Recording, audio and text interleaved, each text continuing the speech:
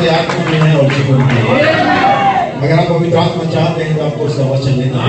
Hallelujah. दुनिया में कोई ऐसा नहीं जो वचन को हटा दे अपनी पवित्र आत्मा प्राप्त करे। इससे पहले कि आप पवित्र आत्मा प्राप्त करें आपको वचन लेना होगा। पवित्र आत्मा सिर्फ वचन पर आता है। हालांकि चार में आकर के सिर्फ वचन पर चलता है और कुछ भी नहीं। ये जानता था कि मैं वचन को डाल दूंगा वहां पर तो पवित्र आत्मा उस वचन को ढूंढते हुए आ जाएगा। हालेलुया। यहाँ प्रचारक का काम है कि हम वचन को लाते हैं और जब हम वचन को लाएंगे तो पवित्र आत्मा खुद उस वचन को ढूंढते हुए आ जाएगा। यीशु का समय है और आता है कि पिता ढूंढेगा उनको जो आत्मा सच्चाई से आराधना करते हैं। आराधना करने का बीज आप में रखा हुआ है। ये पवित्र आत्मा हर एक बीज पर आएगा, हर एक बीज को उगाएगा जो परमेश्वर ने जगह को होने से पहले बोया है। तो विश्वास करते इस बात में। कितने आत्मा चाहते हैं कि ये वचन बोले, जैसे हम कड़े परमेश्वर के वचन को बोलेंगे।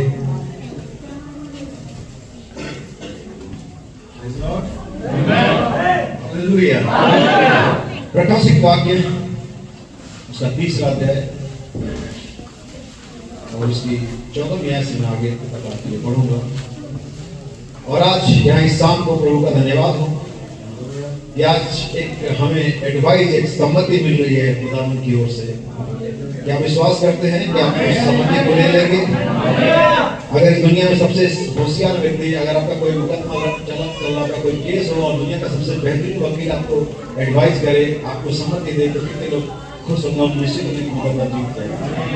अगर आप हेल्थ के बारे में सबसे बढ़िया डॉक्टर आपको एडवाइस दे तो आप उसे लेना चाहेंगे। लेकिन आइए अनंत जीवन की एडवाइस को तो संसार के सारे समयों का सबसे मुख्य है। आप मेरी सलाह इनकार करके बच जाएंगे, किसी और की सलाह का इनकार करके बच जाएंगे, लेकिन इसकी सलाह को इनकार करके आप बचेंगे। प्रकाशित वाक्य 3 अध्याय और उसकी 14वीं आयत से मैं पढ़ता हूं। लौदीकिया की कलीसिया के दूत को यह लिख, जो आमीन और विश्वास योग्य और सच्चा गवाह है और परमेश्वर की सृष्टि का मूल कारण है, वह यह कहता है कि मैं तेरे कामों को जानता हूं कि तू न ठंडा है और न गर्म। भला होता कि तू ठंडा या गर्म होता, इसलिए कि तू गुनगुना है और न ठंडा है और न गर्म, मैं तुझे अपने मुंह से उगलने पर हूँ। तू कहता है मैं धनी हूँ और धनवान हो गया हूँ और मुझे किसी वस्तु की घटी नहीं, और यह नहीं जानता कि तू अभागा और तुच्छ और कंगाल और अंधा और नंगा है। आइए सम्मति बोले।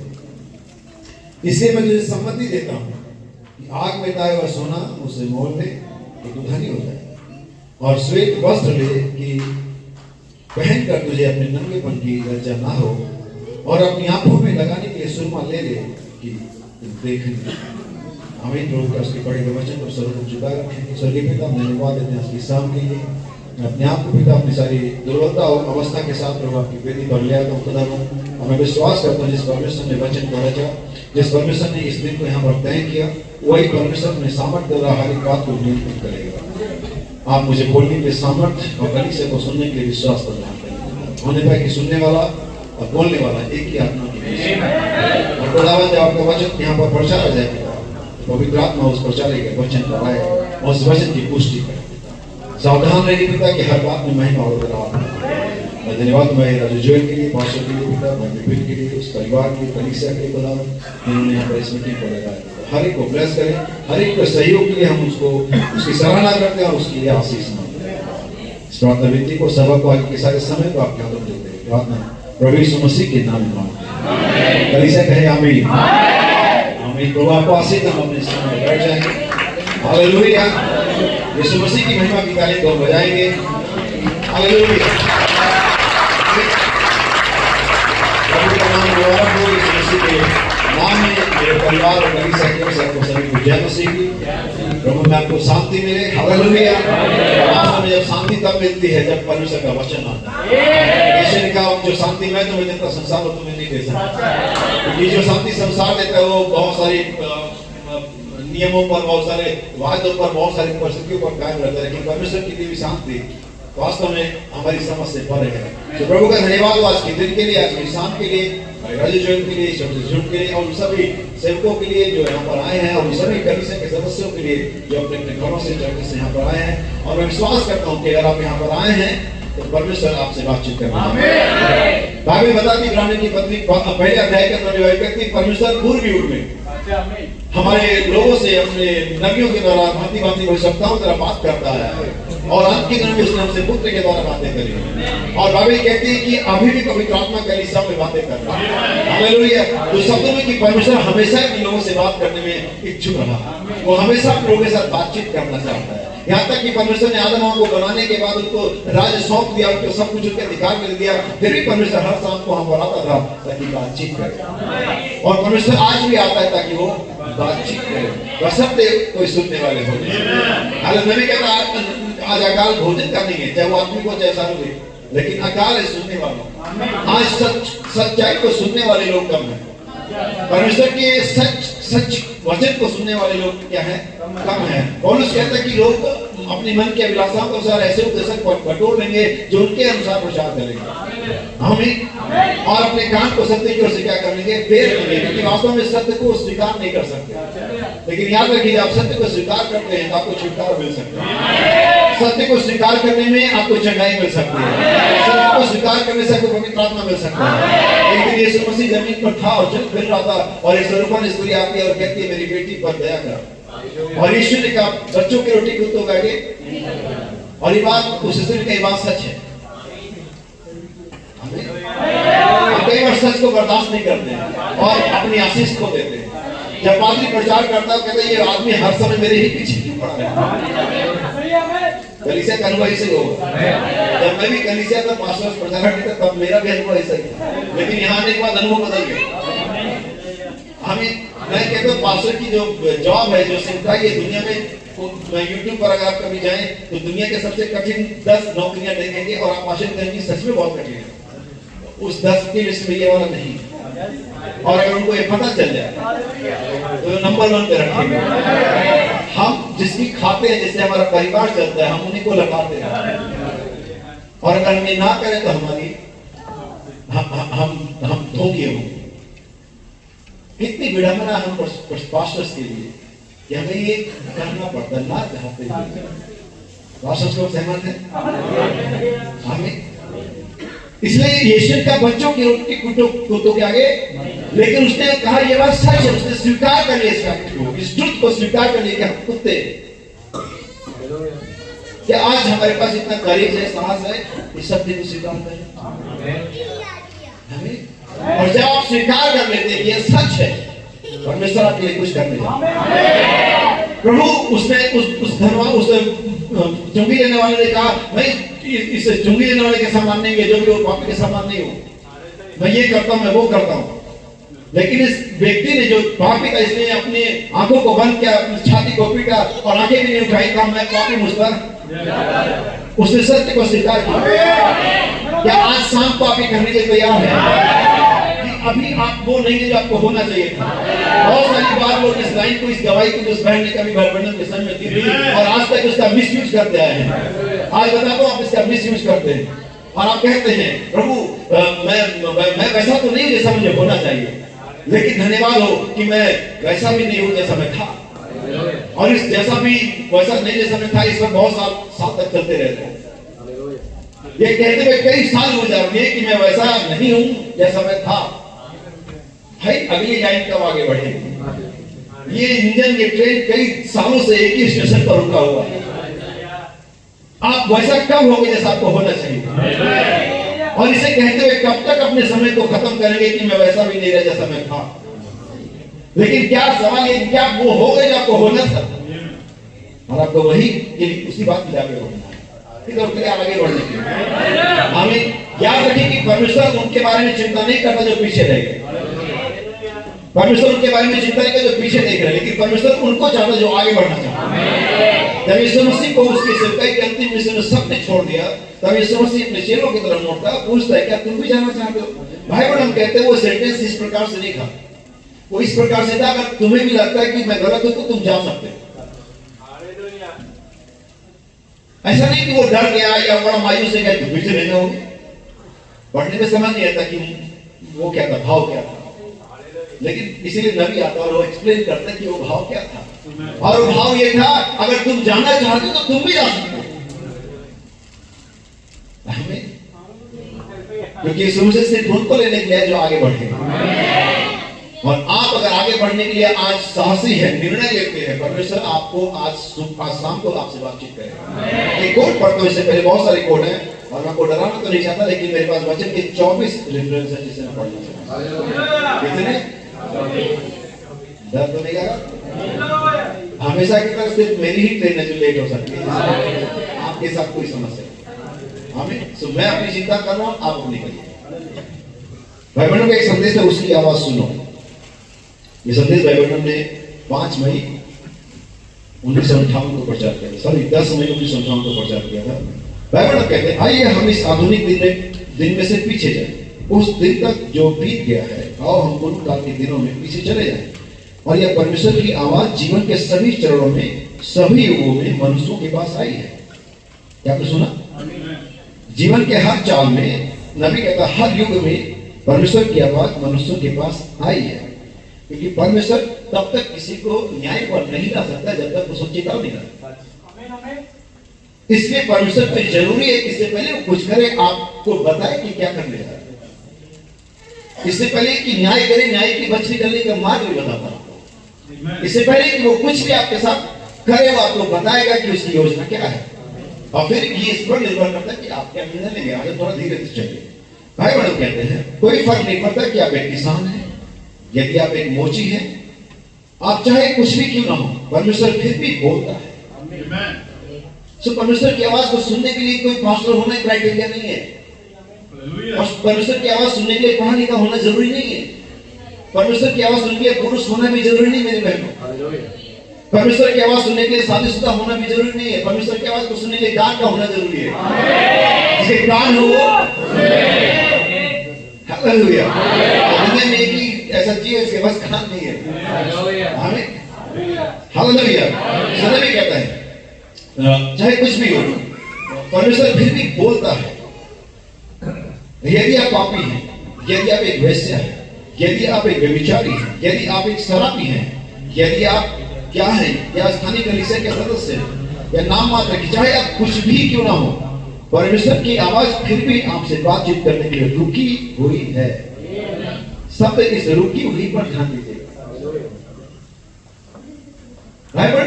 बाइबल के अंदर एक स्टोरी थी जहां पर एलिशा एक विधवा के लिए उनकी कर्जे चुकाने का एक उपाय बताता और कहता जितने भी पड़ोस के बर्तन उनको ले आ, और वो कहते छोटे बर्तन मत लाना और बड़े बर्तन लाना। अब वो जब सब लेकर के आते हैं, द्वार को बंद करते और वो तेल को वहां पर कहता है उड़ेना बर्तनों में शुरू करता है। और बाइबल कहती है जब सारे बर्तन भर जाते तब तेल थम गया। इंग्लिश में लिखा पॉज, तेल खत्म नहीं हो गया, तेल क्या हो गया? रुक गया, थम गया। और मैं कहना चाहूंगा आगे, अभी भी अगर कोई खाली बर्तन है वहां तेल है। अगर अभी भी कहीं कोई खाली बर्तन है तो अभी भी तेल है। अगर अभी भी कोई सुनने वाला हृदय है तो अभी भी परमेश्वर की आवाज है, अभी भी माउथ ऑफ गॉड है, अभी भी परमेश्वर का वचन बोला जा रहा है जीवन के हर चाल में। आप छोटे हैं, बड़े हैं, स्त्री पुरुष है, अच्छे हैं, बुरे हैं, किसान है, मोची, व्यभिचारी, जो भी है, परमेश्वर अभी भी रुका हुआ बोलने के लिए। लेकिन आज उसको बहुत मुश्किल से कोई एक ऐसा मिलेगा जो सुनने के लिए कान लगाएगा, जो सैमुअल के समान कहेगा हे अब्बा बोल तेरा दास। किसने उन बातों पर कान लगाए? कान लगाने का मतलब सिर्फ सुनना नहीं होता, हियरिंग नहीं है, अंडरस्टैंडिंग है। यीशु का मेरी भेड़ मेरा शब्द पहचानती है, रिकॉग्नाइज करती है। ये भाई आलोक की आवाज नहीं है, ये मेरे परमेश्वर की आवाज है, ये वचन की आवाज है, ये स्वर्ग से आ रही है। प्रकाशित 18 में कहती फिर मैंने एक स्वर्ग से एक शब्द सुना। लेकिन आमतौर पर जब ये शब्द हमारे पास आया तो लिखा था voice of God recording Jeffersonville. लेकिन हमें लगा कि जेफरसनविल से आवाज है, आपको लगा कि नैनीताल से है, किसी को पठानकोट से है, लेकिन ये आवाज कहां से आई थी? स्वर्ग से आई थी। उस आवाज को रिकॉर्ड करने वाले रिकॉर्डर साहब पृथ्वी पर के थे, लेकिन उस रिकॉर्डर में जो वॉइस थी वो हमारी नहीं थी, वो आपके भाई दास की नहीं थी, भाई राजू जो है कि नहीं, भाई अविनाश की नहीं, यहाँ तक कि प्रिय वर्णन की भी नहीं है। वो वॉइस परमेश्वर की वॉइस है, it's the voice of God. Hallelujah. मैंने स्वर्ग से सुना, पृथ्वी पर से कोई आपको निकाल ही नहीं सकता था। मैंने सब सॉन्ग्स उसमें हैं मेरे लोगों में से। आगे रिकॉर्डर मैं हो सकता हूँ। और जब मोहम्मद रफी के गाने कोई सोनी के रिकॉर्ड में चलाता है, कोई पैनासोनिक के रिकॉर्ड में चलाता है, कोई फिल्म्स के रिकॉर्ड में चलाता है, लेकिन गाना में सब मोहम्मद रफी है।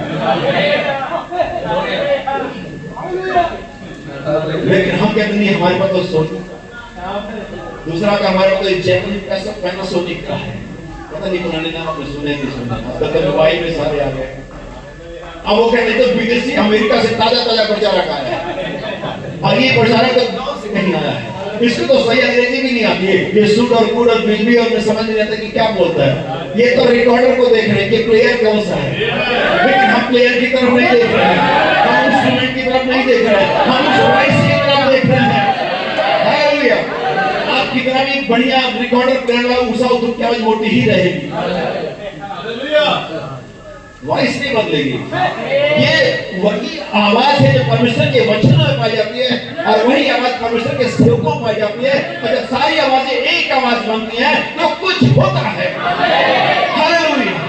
और वो कुछ आज शाम को हो सकता है, अगर आप विश्वास करें कि आवाज जिसे आप सुन रहे हैं, जब आपके कान में होते, आपके हृदय में जारी, ये किसी मनुष्य की नहीं, लेकिन ये वचन की आवाज है। हालेलुया। इसके परमेश्वर कहता है अभी नहीं, परमेश्वर की आवाज रुकी हुई है उनसे बात करने के लिए, उनके हृदय में पुकार देने के लिए जो कान लगाए। क्या छोटे जो कान लगाने तैयार है? जब भी आप परमेश्वर के भवन में आए, जब भी आप चर्च में, जब भी आप मिनिस्टर को बात करते सुने, आप कभी ये ना सोचिए फलाना भाई बोल रहा है। सिर्फ आपके मन में विचार आता है, आपको कुछ नहीं मिलेगा। आपको सिर्फ समझ मिल जाए, शायद थोड़ी सी जानकारी मिल जाए, लेकिन आपको पवित्र आत्मा नहीं मिलेगा। अगर आप पढ़ेंगे होने का सुसमाचार 6वां अध्याय उसका 63 वचन 63 वचन, यीशु का मेरी बात नहीं आत्मा भी है, और आप बातों को लेंगे तभी आपको आत्मा मिलेगी। आप खाली आत्मा चाहेंगे तो शायद आप वचन के पास, इसलिए बाइबल में कहते हैं किसी स्त्री जो बाल कटाती हुई बाल कटती हुई स्त्री को देखते हैं और वो कहती है उसकी पवित्र आत्मा मिला, तो बाइबल में कहते हैं आश्चर्य करें उसके पास कौन सा आत्मा, फिर उसके पास वो वाला पवित्र आत्मा नहीं जो बाइबल में। बाइबल का एक संदेश है, इसको मैं आपके सामने रखना चाहूंगा। एक उपयोग किया गया वस्त्र, हमें एक उपयोग किया गया वस्त्र, और आमतौर पे जिंदगी के जीवन के हम बहुत सारे कामों में, चाहे खाना बनाने के काम हो, चाहे कुछ भी और हो, हम उन उपकरणों पर, उन चीजों पर ज्यादा भरोसा करते हैं जो एक बार इस्तेमाल की, बजाय कि हम नया नवेला कोई ले। बाइबल में कहती कोई जो प्रचारक कोई नया नवेला ना हो, रंग रूप ना हो, पुराना हो, इस्तेमाल किया गया हो, उसने कुछ एक्सपीरियंस गेन किए हो। हमारे बिना एक्सपीरियंस के जब परमेश्वर ने आदत तो पृथ्वी का मालिक बना दिया, आप जानते हैं हालत क्या होगी। उसको कोई एक्सपीरियंस नहीं था, कोई उसकी ट्रेनिंग नहीं हो गई, कोई उसको परीक्षा में डाला नहीं गया, पहले ही परीक्षा में फेल हो गया, बस टाइम डाल लिया और खत्म। तो वहां पर इस परमेश्वर ने इस बात को सुनाया और वो यीशु को लाता है हमें, और 30 साल तक यीशु मसीह का कोई अपीयरेंस नहीं दिखता है कि कहां था, क्या कर रहा था, क्या प्रेस कर रहा था, कोई कुछ नहीं पता चलता। 30 साल के बाद आता है, पूरी तरह से होने के बाद एक्सपीरियंस के साथ आता है, बपतिस्मा लेता है, और तब उसके और कई सालों बाद उसे रूपांतर के पहाड़ पर परमेश्वर ले जाता है, उसको एक लेपालकपन का वस्त्र पहनाता है, बाइबल में कहते हैं अडॉप्शन रोब पहनाता है, और उसके लिए वो आकाशवाणी होती है, यह तेरा प्रिय पुत्र है, इसकी सुनो। अब परमेश्वर ने उसको सब चीजें उसके हैंड ओवर कर दी, और भाई बहन कहते हैं अगर उसने ये कहा है कि इसकी सुनो, तो उसको कुछ बोलना भी पड़ेगा हमें। और अगर उसने आपसे भी कहा है कि इसकी सुनो, तो आपके मिनिस्टर के पास, इस समय के सेवक के पास बोलने के लिए कुछ होना चाहिए, जिसके द्वारा डिलीवरेंस आ जाए, जिसके द्वारा हीलिंग आ जाए, जिसके द्वारा पवित्र आत्मा का रिफिलिंग आ जाए। इसे जब प्रचार किया जाता है उस समय पवित्र आत्मा प्राप्त कर सकते हैं, अगर वे बिलीव करें कि परमेश्वर का वचन है। अगर आप नीडी हैं, आपको जरूरत है, तो परमेश्वर से देने के तैयार है। सो इस विषय को आप थोड़ा अपने दिमाग में रखिएगा। एक उपयोग किया गया बाइबल के अंदर में वस्त्र की जो बात है, वस्त्र की जो चर्चा है, वस्त्र के बारे में जो फ्रेज है, वो उत्पत्ति में है, बाइबल के मध्य में है, बाइबल सबसे पहले उत्पत्ति में हम आते हैं। क्या आपने देखा सबसे पहले वहां पर परमेश्वर ने अगर मनुष्य के लिए सबसे पहले किसी चीज का इंतजाम किया तो वस्त्र। सबसे पहली जरूरत जो मनुष्य को कभी पड़ी अपनी दुर्दशा में वो एक वस्त्र। खाने की कितनी नहीं किया, नहीं किया, परमेश्वर के खाने का इंतजाम नहीं किया, रहने का इंतजाम नहीं किया और किसी चीज का इंतजाम नहीं। परमेश्वर ने इनकी दुर्दशा में, उनकी सबसे गड़बड़ी की हालत में जो पहली चीज प्रोवाइड करी उन्हें, वो था एक वस्त्र। यीशु मसीह की अपनी लाइफ में 4 प्रकार के वस्त्रों का जिक्र है। मैं उसकी उन वस्त्रों की बात नहीं कर जो डेली वो पहनता है, लेकिन स्पेशली जिनको हाईलाइट किया गया, इसलिए बाइबल ने बताया भी हमें। सबसे पहला वस्त्र उसके जिस्म पर जो आया था वो बैलों के गर्दन और जुए के बीच में रखा जाने वाला एक कपड़ा, जिसमें सबसे पहली बार हमारा प्रभु यीशु मसीह, क्या आप जानते इस बात को? आप सोचिए, नबी कहता है कि वो जो कपास बनाते से कपड़े बनते हैं, उसके पास अपने खुद के लिए कोई नया वस्त्र नहीं था। उसे किसी ने जॉनसन किड का कोई गिफ्ट हैम्पर बैग गिफ्ट नहीं किया। अब छोटे से बच्चे को लोग गिफ्ट में क्या देना, सोना मोर लोना, क्या करेगा उसे तो जॉनसन किड चाहिए थी, और छोटा सा पिंक तौलिया चाहिए था, उसे तो बेबी सोप चाहिए था, यही सब छोटे। लेकिन लोगों ने चढ़ाया क्या, सोना मोर लोना, अपने मतलब है। और वो उस दिन मात्र के लिए नहीं कर रहे थे उसको, जान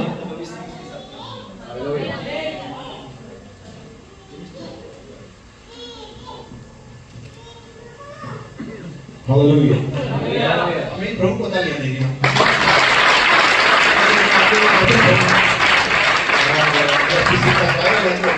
व्यवस्था विवरण उसका 22 से 5 वचन, बहुत कॉमन वर्ड्स है ये, आमतौर पे आजकल मैसेज का लिसन भरसाप नहीं किया जाता, और हमने इसके सब्स्टिट्यूट ढूंढ लिए हैं कि कैसे इसको इस वचन को चैलेंज देना। लेकिन अगर परमेश्वर ने कोई बात अपने वचन में रखी है तो उसके पीछे बहुत बड़ा कारण होता है। और एक व्यक्ति मुझसे पूछ रहा था कि जैसे उनके धर्मशास्त्र में, उनके बहुत सारे वेदों, पुराणों और धार्मिक किताबों में बहुत सारी ऐसी चीजें हैं जो किसी सभ्यता के साथ, किसी समय के साथ खत्म हो गई। तो वो कहते हैं कि आप कैसे मैनेज करते हैं जब समय आगे बढ़ा, आधुनिकता आ गई, तो आपकी बाइबल क्या इस समय में भी वैसे ही है? मैंने कहा हमारा परमेश्वर बहुत महान परमेश्वर है। आपके फोन में अपडेट का आता है, न्यूज आता है कि आप फोन क्या कर लीजिए, अपडेट कर लीजिए। कंपनी से कहती है कि समय आगे बढ़ेगा, टेक्नोलॉजी आगे बढ़ेगी, कुछ खतरा आएगा तो हम इसे क्या कर देंगे। परमेश्वर ने मनुष्य को बनाई है ऐसा ऑटोमेटिक, इसलिए उसको सारी की सारी बात लिखने की जरूरत नहीं थी। यहाँ पर उसने हमें ऐसा बनाया कि हम आगे क्या करने, अपडेट हो जाए। और इसलिए ये जो वचन है कि कोई स्त्री पुरुष का वस्त्र ना पहने, किसी खास वजह से भी। आप कल्पना करिए, आप का एक्सीडेंट हो जाए और अस्पताल पहुंचे आप, और वहां पर हर व्यक्ति अपने अपने सिविल यूनिफॉर्म में देखे, आप पेशेंट को लेके जाएंगे किसके पास? और आप सर पीटेंगे और चिल्लाएंगे कैसा मैनेजमेंट है। कम से कम नर्स डॉक्टर को अपनी ड्रेस में रहना चाहिए, मैं पहचान लेता तो उनके पास नहीं जाता। नहीं अगर आपको परेशानी होगी ना, अगर वो यूनिफॉर्म में ना हो और आप चाहते हैं कि यूनिफॉर्म में हो, अपने बच्चों को आप स्कूल भेजते हैं, टीचर से कहिए कभी जाइए, पेरेंट्स मीटिंग में जाइए, आपको क्या मतलब यूनिफॉर्म से? हमारा बच्चा नंबर ला रहा है ना, आप ये नहीं कितने टाइम कहेंगे अपनी टीचर से, आपको मालूम है यूनिफॉर्म होना जरूरी है। आप थाने जाएं और सारे कोट टाई में बैठे हो, भाई थानेदार कौन है, कांस्टेबल कौन है? आप चाहेंगे कि हर व्यक्ति अपनी यूनिफॉर्म में, ताकि मैं जल्दी से आइडेंटिफाई करूं। तो मैं क्या हर जगह यूनिफॉर्म कोड चाहते हैं, लेकिन चर्च में प्रभु हृदय को देखता है। यहाँ आपको यूनिफॉर्म कोड पसंद नहीं आता, बाकी हर जगह मुझे चाहिए ताकि कोई कंफ्यूजन, कोई परेशानी ना हो। कल्पना करिए ऐसे शौचालय टॉयलेट में जाइए जहां पर आपको पढ़ने नहीं आता हो और ऊपर लिखा हो इंग्लिश में ये लेडीज है और ये बाथरूम में कोई फोटो ना हो, पीछे जाइए। इसलिए वो आपसे समझदार है, मैसेज के लोग ज्यादा समझदार है या संस्थाओं से ज्यादा समझदार है, वो लिखते नहीं है, फोटो बनाते हैं। और हम फोटो को देख के समझ जाते हैं किसी भाषा के हो कि लेडीज कौन सा है और जेंट्स कौन सा है। परमेश्वर के किसी वचन को चैलेंज मत करिए।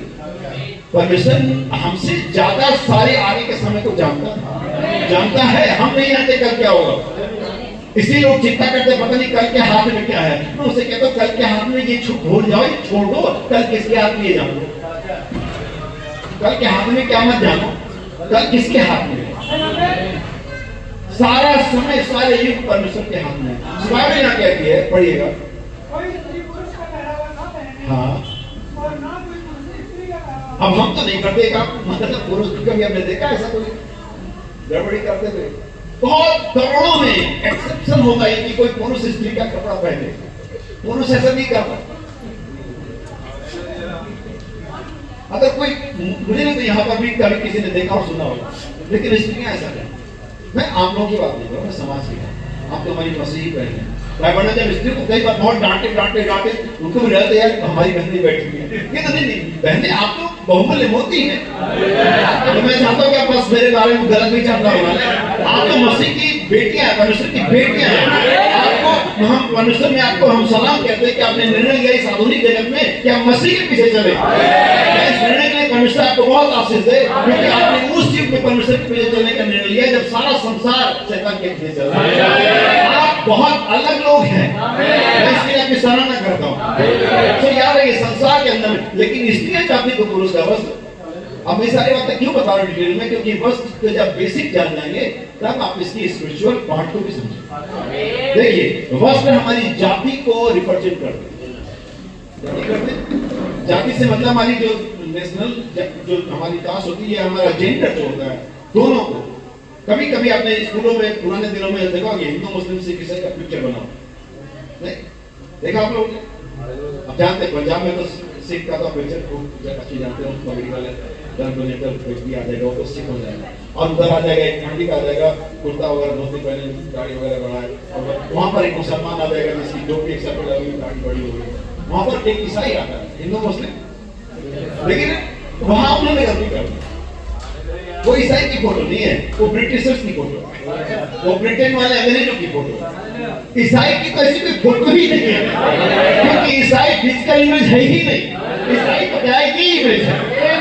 ये है क्रिश्चियन की इमेज, ये है मसीह की फोटो, और ये हमारे नबी ने इस चीज में आगे बढ़ा है। वो जो हैट वाला वाला है, वो ब्रिटिशर्स है, इंग्लैंड के हैं, वो ईसाई नहीं है, वो अंग्रेज है। अगर आपको ईसाई की फोटो बनानी है हम ये बनाएंगे, आप ये बनाएंगे। ये असली मसीही जिसके अंदर ये सात बातें नहीं, वो मसीह को, और मसीह उससे बिल्कुल अलग है, मामला खत्म है। वो क्रिश्चियन नहीं है, वो अंग्रेज है। लेकिन हम ईसाइयों की फोटो में हैट वाला बनाते हैं, बाइबल के अंदर इसका कोई उल्लेख नहीं है ईसाई हैट पहनेगा। बाइबल के अंदर जब भी एक मसीह व्यक्ति का उल्लेख किया उसके जीवन से किया, उसके स्वभाव से किया, उसके बातचीत करने के तरीके से किया। हमें इसलिए बाइबल कहती है कोई स्त्री किसी पुरुष के वस्त्र और कोई पुरुष किसी स्त्री के वस्त्र ना पहने, क्योंकि जो वस्त्र है वो हमारी जाति, हमारी सभ्यता, हमारे समय, हमारे जेंडर, हमारी पदवी या पोस्ट और हमारी स्थिति आदि को दर्शाता है। स्त्री का मतलब है कंडीशन। यहाँ पर पोजीशन और कंडीशन अलग अलग है, दोनों को दर्शाता है। जैसे अगर आप किसी को देखें तो कपड़े फटे हुए हैं, बाल बिखरे हुए हैं और तमाम तरह की ऐसी उलझी और हरकतें कर रहे देखें तो आप जान जाते पागल हैं।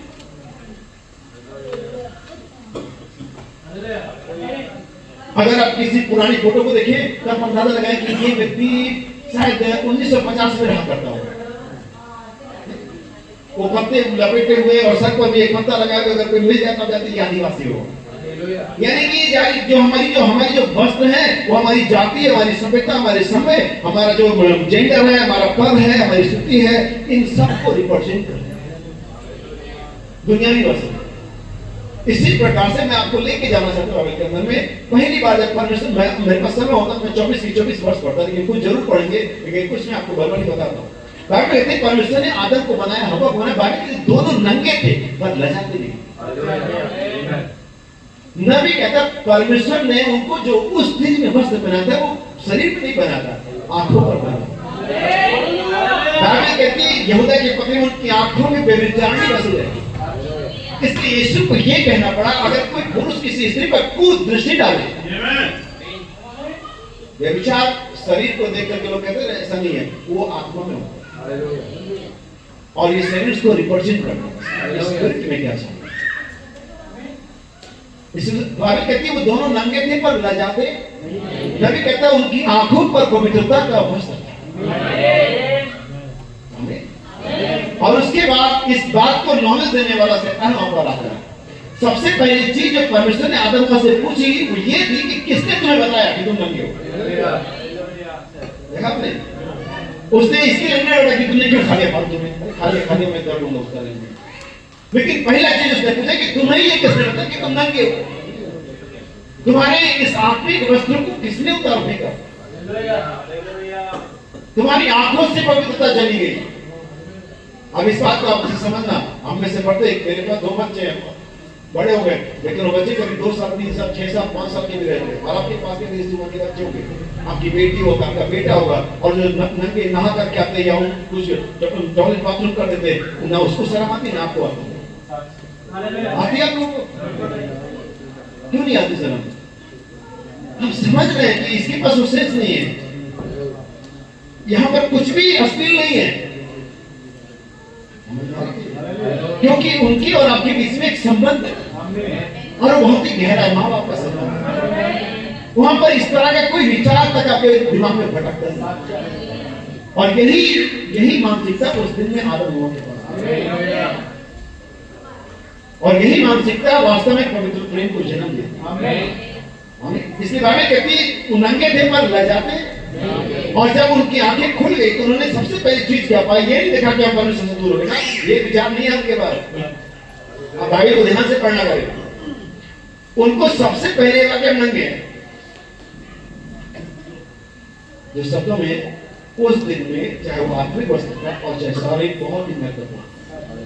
उस सदन में उस वस्त्र की बहुत ज्यादा वैल्यू थी जो परमेश्वर ने उनको दी थी, और वो बाद में जो शैतान ने उनसे ले ली और उन्होंने अपने ढंग के वहां पर 3 प्रकार के वस्त्र हैं। अगर ध्यान देंगे, पहला तो परमेश्वर ने आदम हवा को दिया हमें, जैसा नबी ने कहा उसकी उनकी आंखों पर वो था। दूसरा वो जो उन्होंने खुद बनाया, दूसरा वस्त्र क्या था जो उन्होंने? अंजीर के पत्ते, जो टेम्पररी थे, जो उनकी नग्नता को हमेशा के कभी ढकते नहीं, जो उनको खुजली भी दे रहे थे। और तीसरा वो था जो परमेश्वर ने बाद में फिर से उनके लिए अरेंज किया, जब एक मेमने को मारा और उन्हें वो अंदर रखा, चमड़ी का रखा उनको दिया। ये 3 वस्त्र थे हमें। और ये तीसरा वाला जो था आने वाले भविष्य में, आने वाले समय मानव जाति के लिए एक परफेक्ट कवरिंग और सैक्रिफाइस के रूप में आने वाला था, जिसका नमूना परमेश्वर ने उनको वहां पर दिया। और वो टेम्पररी था, और वो तब तक काम करता या करा उसमें जब तक यीशु कुर्बान नहीं, जब तक पेंटेकोस्त के दिन कलीसिया पर पवित्र आत्मा दोबारा उमड़ेगा नहीं। लेकिन एक बार जब पवित्र आत्मा नीचे आ जाता है, नबी कहता है क्या है डबल पोर्शन, क्या है डॉक्टर रोग, क्या है विवाह का वस्त्र? पवित्र आत्मा का बपतिस्मा, जिसके द्वारा कलीसिया को परमेश्वर कवर्ड करता है। और अगर आपके पास ये नहीं है तो परमेश्वर को जानता भी नहीं। कभी कि इसमें मेरा आत्मा नहीं है वो मेरा जन भी नहीं। भाई आप ये कहना चाहते हैं कि शायद मैं प्रचारक हूँ, पास्टर हूँ और मेरी पवित्र आत्मा है तो मैं परमेश्वर का जन नहीं हूँ? मैं यही कहना चाहता हूँ। बावजूद इसके क्या प्रचारक है, आप पास्टर हैं, आप डीकन हैं, आप एल्डर हैं, आप म्यूजिक बजाते हैं, वर्शिपर हैं, आप जो भी हैं, आपके वजह से पवित्र आत्मा नहीं परमेश्वर को जानता है। जब कंपनी अपना कोई सामान बनाती है, फाइनल चीज उसके साथ होता है, वो उस पर अपना मुहर लगाती, अपना छाप देती है, इट्स माइन। और वो इस बारे में भी सचेत होती है कि कोई दूसरा नकल ना करे, कोई दूसरा उस ब्रांड की उस मुहर का नकल भी नहीं कर सकता। उसकी मोनोपोली होती है, कॉपीराइट्स होते हैं। परमेश्वर अपने लोगों को मुहर देता है, अपना मुहर देता है, अपनी छाप देता है, हमें पवित्र आत्मा का सील देता है, जिससे वो अपने लोगों को पहचानता है। अभी देखिए परमेश्वर प्रभु अपनों को पहचानता है। कैसे पहचानता है? अपने पवित्र आत्मा को जब उनमें डालता है। हमें क्या मैं थोड़ा और आगे बढ़ूं? मैं चाहूंगा कि आप अभी को निकाल लें और थोड़ा सा मैं आपके लिए चीजों को आसान करता जाऊंगा। उत्पत्ति 27:15 Genesis chapter number 27 verse number 50। अपने पहले पुत्र एशाव के सुंदर वस्त्र जो उसके पास घर में थे, लेकर अपने लोहेरे पुत्र याकूब को पहना दिए। और बकरियों के बच्चों की खालों को। अब इसी दिन से बात याकूब को ही पता थी और भविष्य में याकूब ने भी खेल किया। या एक इस तरह के काम किया। तो उसने भी अपना एक, उसका भी सबसे छोटा जो बेटा था यूसुफ, हमें उसने उसके लिए एक रंग बिरंगा क्या बनाया, अंगरखा बनाया। अब जानते आज के जमाने में एक फैशन के अंदर में एक बहुत सारे ब्रांड है वैसे, लेकिन एक कपड़े तो डिजाइनर कपड़े, और वो ऐसा जैसा मुझे समझ आता है कि शायद उसमें बहुत ज्यादा एक जैसा दूसरा कपड़ा नहीं होता, वो एक ही कपड़ा बनता है और वो डिजाइनर होता है, बहुत महंगे होते हैं और इसीलिए महंगे होते हैं कि उसकी कोई दूसरी कॉपी नहीं है। कई बार टी शर्ट पहन के जाते हैं, जैकेट पहन जाते हैं, वो मार्ट में सेल चल रही है, पता चला कि उसी पार्टी में चार लोग वही पहन के, फिर हम उधर चले जाते क्या सारे एक साथ मिल जाएंगे, तो सेल यही चालू। तो ये मॉल वगैरह में 400-500 वाला मामला चलता है, लेकिन जब हजारों की बात है, डिजाइनर कपड़े होते हैं और बड़े कॉस्टली होते हैं, उनके लिए बहुत पेमेंट करना पड़ता है, लेकिन उसकी एक खासियत होती है कि वैसा किसी और के पास नहीं है। अगर आपके पास अभी तक डिजाइनर कपड़ा नहीं, तो मेरे पास एक सजेशन आती है कि अब परमेश्वर ने आपको एक डिजाइनर कपड़ा देना चाहता है जो किसी के पास नहीं है, क्योंकि इसकी कॉस्ट बहुत ज्यादा है। संसार के लोग इसके पे करने के तैयार के पास है ही नहीं, लेकिन आपके पास वो है कि आप पे कर सकते हैं और एक डिजाइनर कपड़ा जो किसी और के पास है ही नहीं।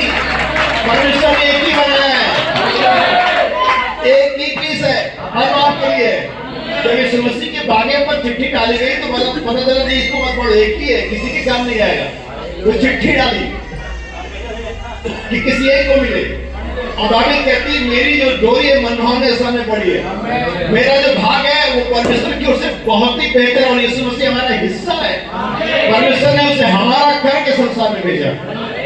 तो आज आपके पास डिजाइनर कपड़े पहनने का सौभाग्य है, लेकिन हाँ पेमेंट महंगी है, पेमेंट महंगी है, सभी लोग पे नहीं कर सकते, लेकिन जो कर सकते उनके लिए ऑफर है। हमें कितने इस डिजाइनर कपड़े को पहनना चाहेंगे, इस डिजाइनर रोब को पहनना चाहेंगे? हमें एक ही है आज तक। इसके बाद इससे पहले यहाँ तक कि अगर पीछे चले जाएंगे पवित्र आत्मा के स्लॉट से भी नीचे चले जाएंगे तो उनके पास भी नहीं कि इस वस्त्र को कंप्लीट होने में 2000 साल लगेगा। अभी मैं रिपोर्ट पढ़ के आपको सुनाऊंगा। सो बाइबल यहाँ रेबका के बारे में बात करिए। मैं चाहूंगा कि निर्गमन 29 वचन पढ़ा जाए। Book of Exodus chapter number 29 verse number 29। जी हां 29 का 29। हारून के जो पवित्र वस्त्र होंगे, हारून के जो पवित्र वस्त्र होंगे, वे उसके बाद उसके बेटे पोते आदि। हाँ जी, यानी ये जो वस्त्र है जनरेशन टू जनरेशन ट्रैवल करेगा, आगे बढ़ेगा।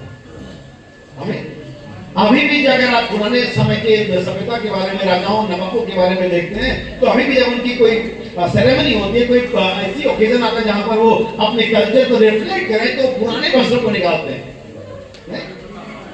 और उसे पहनते हैं। बाकी कहते हैं हारून के जो याजकी वस्त्र होंगे वो उसके बाद उसके वंश को दिए जाएंगे। वस्त्र एक ही होगा, पैटर्न एक ही होगा, उनकी नाप तो जो भी कलर वगैरह डिजाइन वगैरह एक ही होगा, और पीढ़ी दर पीढ़ी वहां तक चलते रहेगा। यानी कि जो याजक होगा उसी पैटर्न पर आगे बढ़ेगा जिस पर पहला वाला है।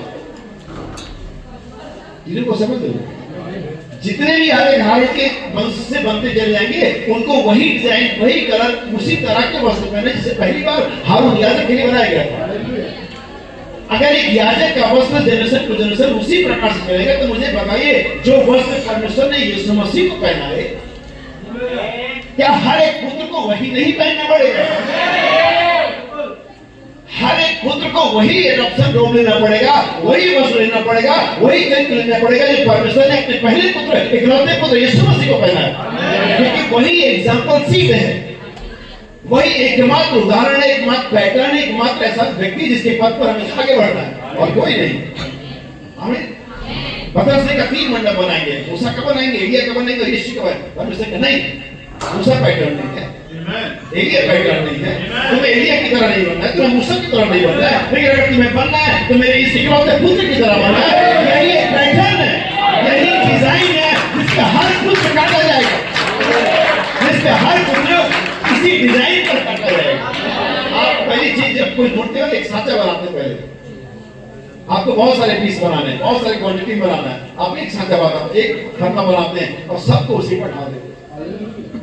यीशु मसीह परमेश्वर को जब अपने पुत्र को लाना था, उसने एक खरना बना, एक सांचा बना, एक एग्जाम्पल बना यीशु मसीह, और जो बना करके रख दिया। हर पुत्र उसी सांचे पर चले, हर पुत्र को उसी डिजाइन पर बनाया जाए। तो बाइबल की शुरुआत में जैसे कहा, शुरुआत में बहुत सारी बात होती है। बाइबल के मध्य में यीशु मसीह आता है और एक पैराबल देता है विवाह के भोज के बारे में। हमें हम लोगों ने सुना होगा, मुझे बड़ा अच्छा लगता है पैराबल। भाई बहनों ने इसे बहुत अच्छी तरीके से एक्सप्लेन किया। भाई बहनों कहते हैं पूर्वी देशों में जब विवाह के किसी भोज में, किसी निमंत्रण में जाते हैं, आपके पास हो सकता है अपना बहुत महंगा सूट हो सकता है कि उस व्यक्ति के कोई अमीर मित्र भी हो, कोई गरीब मित्र भी हो, कोई ऐसा हो, कोई वैसा हो, जो कोई ऐसा हो जो सीधे सीधे काम से चला आ रहा, तो शायद अपने गाँव वाले निर्माण में आ रहा, और इसके लिए वो द्वारपाल को रखते थे बाहर। जब वो पहले गेट से अंदर करे तो वहां पर एक द्वारपाल होता था जिसके हाथ में बहुत सारे रोब लगे होते थे, कपड़े लवादा होता था, और हर आने वाले को वो देता था।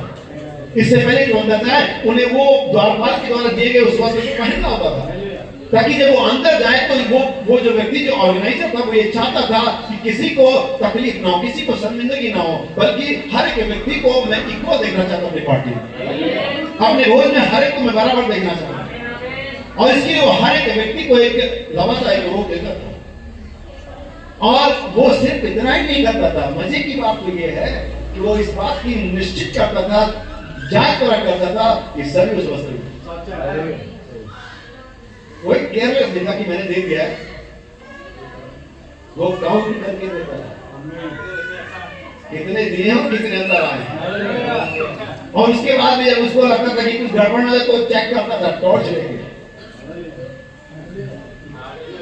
और ऐसे कर करके व्यक्ति के पास और वो जानकार निकला। बस मुझे आज तक ये समझ है कि भैया मुझे समझाना कैसे, वो पहुंचा कैसे, वो दरवाजे से नहीं गया वो, और यीशु मसीह ने हमने दस्तक देने का जो दरवाजे से दिया तो जो डाकू, अगर वो सही जगह से एंटर नहीं मारता जिसको परमेश्वर ने सेट किया। इसलिए पौलुस कहते जब मैं वहां पर दौरे पर था तो मैंने उन्हीं के घर जाकर के रुका है, उनसे विजिट किया जो कुछ समझे जाते। जब छिछोरे स्त्री घर में पौलुस नहीं, उसके समय लोग घुसते थे, आज भी घुसते, उसने आगाह किया कि इनसे क्या रहो। सो इस समस्या उस व्यक्ति के बाकी ईश्वर क्या हो, व्यक्ति जो जिसने पार्टी अरेंज करी थी वहां पर पहुंचा और उसको पाया वो व्यक्ति बिना विवाह के वस्त्र के। उसने कहा हे मित्र तू यहाँ कैसे, जानकार मिलने जुलने वाला, इससे कोई फर्क नहीं पड़ता कि आप कितने क्लोज रहे यीशु मसीह, क्योंकि यीशु मसीह आपके लिए किसी एक व्यक्ति के अपने पूरे वचन की क्राइटेरिया को चेंज नहीं कर सकता। उसको अपने वचन पर, अपने सिद्धांत पर, अपने वादे पर बने रहना होता है। अगर वैसा ना करे तो परमेश्वर भी नहीं रहेगा। नबी कहता है उस विचार की, उस नम्रता के लिए, उस तमाम गंदी बातों के लिए, इसके लिए उसे सदोम उमर को नाश कर दिया। अगर उसी हालत में किसी को छोड़ दे तो उसे सदोम उमर के लोगों से माफी मांगनी पड़ेगी। परमेश्वर जानते हैं क्यों भला है, नबी कहता है, और तो परमेश्वर भला है। नबी कहते हैं इसलिए भला है कि क्यों नहीं जब मैं करो तो मुकदमा और आपको पता जज बेईमान है, आप अदालत में मत ऐसा, क्योंकि आपका मन में जज तो क्या बेईमान है, घूसखोर है, मेरा फैसला भी कर देगा। लेकिन अगर आपको ये पता हो कि आप बेहतर वकील भी ना हो, अगर आपको ये पता है कि ये जज बहुत ईमानदार है, सही है, परमेश्वर इसलिए बताया क्योंकि परमेश्वर नहीं, आप उस पर भरोसा कर सकते हैं, वो आपके मुकदमे में कोई पक्षपात नहीं करेगा, वो आपको बिना किसी बात के सजा नहीं देगा। आप भरोसा कर सकते हैं परमेश्वर के पास आकर के कि यहाँ मेरी सुनवाई सही प्रकार से होगी। स्वाभाविक है कि उसने कहा हे मित्र तू यहाँ कैसे, क्योंकि उसने विवाह का वस्त्र नहीं पहना था, और एक दिन इस पवित्र आत्मा के बपतिस्मे का इनकार या उसको ना पाना आपको एक्सपोज कर। इस बात से कोई मैटर नहीं है कितने क्लोज रहे, कितने चर्च आते और जाते रहे, कितनी धार्मिकता पूरी करते रहे, परमेश्वर डिमांड करेगा विवाह के वस्त्र। जो अंदर आए उसे वस्त्र लेना ही लेना है। हो सकता है कि आपने रेमंड का सूट पहना हो, किसी ने और कोई लुई फिलिप का पहना हो, और किसी के एक शर्ट पर 3 चकत्ते लगे हो, कोई मतलब नहीं, आप रोक लीजिए।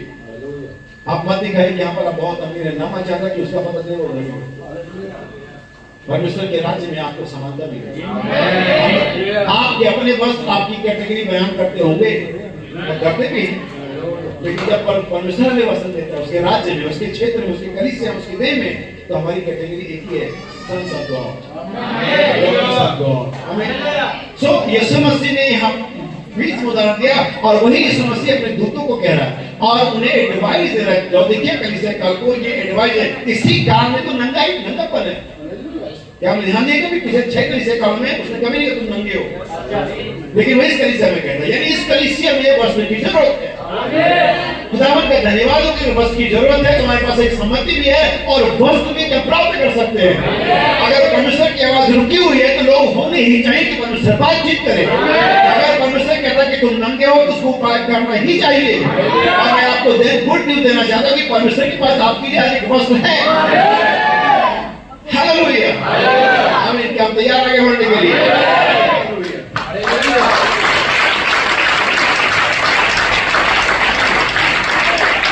इससे पहले कि आगे बढ़ूंगा कि कुछ कोट्स पढ़ता हूं, फिर मैं थोड़ा सा और आपके साथ बातचीत करूंगा। कितने लोग सुनना चाहते हैं? हालेलुया, जरूरी यही है कि आप सुनना चाहते हैं। आमीन। नबी कहता है इसमें एक उपयोग किया गया वस्त्र 25 नवंबर 1956 को प्रचार किया था, पैराग्राफ नंबर 42 ध्यान दें, इन सारे वस्त्रों में, इन सारे वर्षों में जहां तक हम जान रहे हैं उसके ऊपर केवल एक ही वस्त्र का बपतिस्मा हुआ था। लेकिन उन वर्षों के दौरान परमेश्वर ने एक मनुष्य को, एक चरित्र को एक ऐसे स्थान पर ढाला जहां उसके बुलाए जाने के बाद वो वस्त्र अंदर फिट बैठ गया। पैराग्राफ नंबर इसके थोड़ा सा आगे, क्योंकि एलिसा उसके लिए विकसित हो गया था, आप जानते हैं, या उसके लिए फिट बैठ गया था। आगे आप कल्पना कर सकते हैं। भाई बहन, मैं आपको समझाने कुछ परमेश्वर के पास हमेशा ही वस्त्र रहा है, लेकिन परमेश्वर किसी एक ऐसी का इंतजार कर रहा था जिस पर वो वस्त्र फिट आ जाए। और नबी कहते हैं सारे सालों में परमेश्वर एलिसा को विकसित कर रहा था, डेवलप कर रहा था कि वो उस वस्त्र को ले सके। जैसा कि मैं बताता हूं इसे हमेशा, परमेश्वर ने अब्राहम को राष्ट्र का संतान बुलाया और परमेश्वर हर साल हर समय एक सामर्थ्य था कि उसको पिता बना देता था। लेकिन 25 साल का एक लंबा सफर, और सारे 25 सालों में अब्राहम की टेस्टिमनी को मजबूत कर रहा था। और नबी कहता परमेश्वर एलिसा को विकसित कर रहा था कि उस वस्त्र को ले सके। इस कैपस्टोन को आने का समय एक निश्चित समय, ये हर समय नहीं आएगा। इसे आप इस कलीसिया के पहले कभी नहीं सुनते क्यों आ रहा है। जैसा कि नबी कहते हैं यीशु मसीह इस कलीसिया का नाम कभी कलीसिया से बाहर नहीं था, यही वो कलीसिया से उसको बाहर कर दिया। यानी कि एक समय था जब आपको ये मिलता। और नबी कहता परमेश्वर एलिसा को डेवलप कर रहा था, विकसित कर रहा था कि वो वस्त्र को ले सके। जब भी हम लोग थोड़े पेट वेट निकल जाता ना, हम जैसे 30, 35, 40 उम्र में आ जाते हैं, तब कुछ टी शर्ट वगैरह देखते हैं, कुछ तो हम उसको नहीं कहते कि तू जरा इसको चौड़ा करके बना, क्योंकि फिर वो चौड़ा करके बना तब भी नहीं आएगा, क्योंकि अनफिट हम है, टी शर्ट नहीं। बहुत सारी बहनों को भी बहुत सारे कपड़े में सब महसूस होता है, क्या बड़ी पतली होती है, थोड़ा सा ऐसा होगा तो ये कपड़ा मैं पहन सकती हूँ। तो आप उसको टेलर को नहीं कहते कि आप इसे एडजस्ट कर लीजिए। आप जानते हो एडजस्ट कर भी लेगा, कभी हम पर और नहीं लगेगा। हम क्या करते हैं, ग्रीन टी लेते हैं, सुबह मॉर्निंग वॉक पे जाते हैं, हम बहुत सारे हथ करने पाते हैं कि हम फिट हो जाए। दुनियावी तौर से हमें भली बात जानते हैं कि आपको कपड़े के साथ कुछ नहीं करना। लेकिन जब आता है मामला, प्रभु करेगा, प्रभु को मेरे का कपड़ा बना देगा। आप प्रभु के कपड़े का अपना बोल,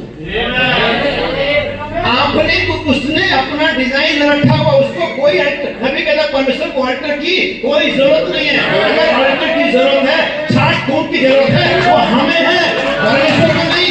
उसका परफेक्ट रोग यहाँ पर है, ये फिट वस्त्र है, आपको फिट होना उसमें।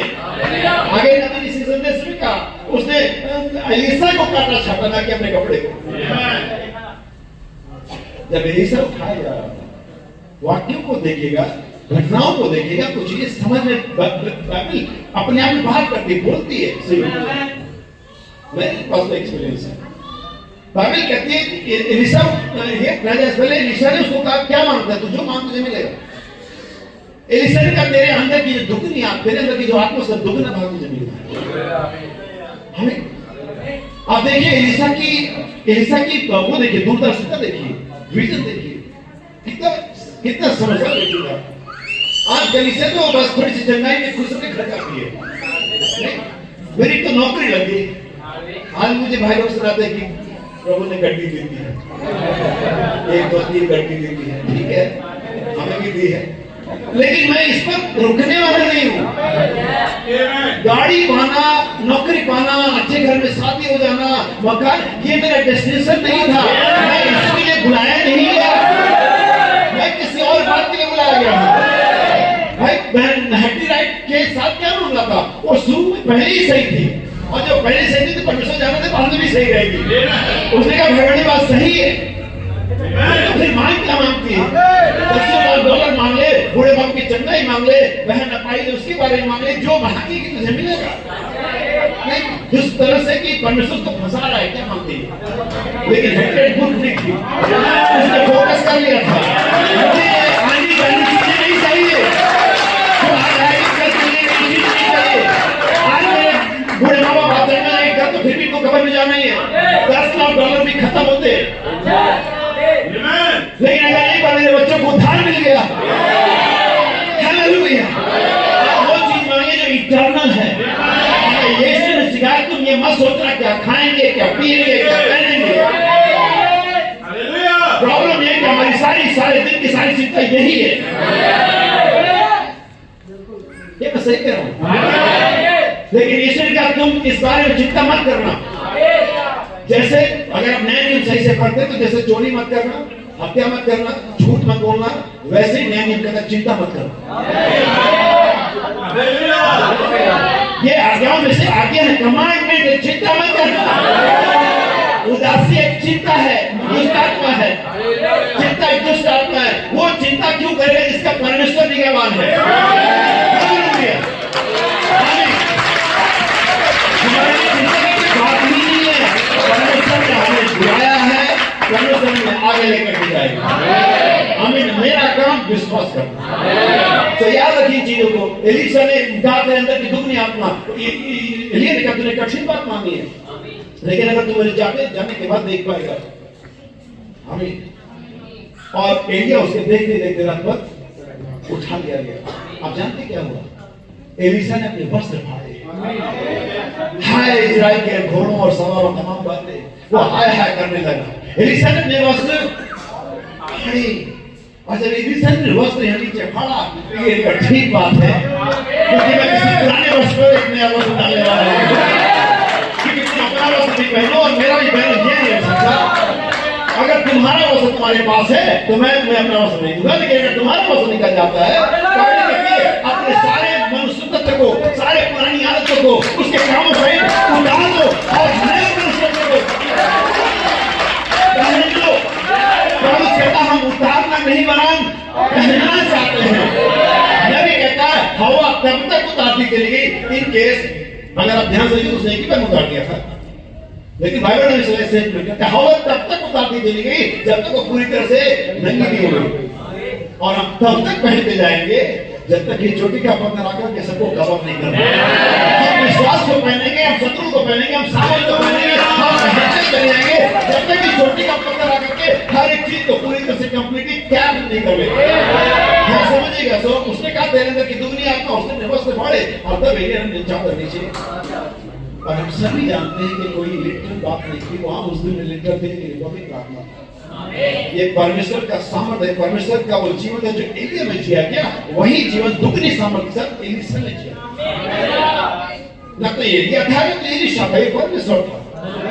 यीशु ने क्या कहा? तुमको क्या लगता है कि काम नहीं करता? ये पिता है जो मुझ में रहता।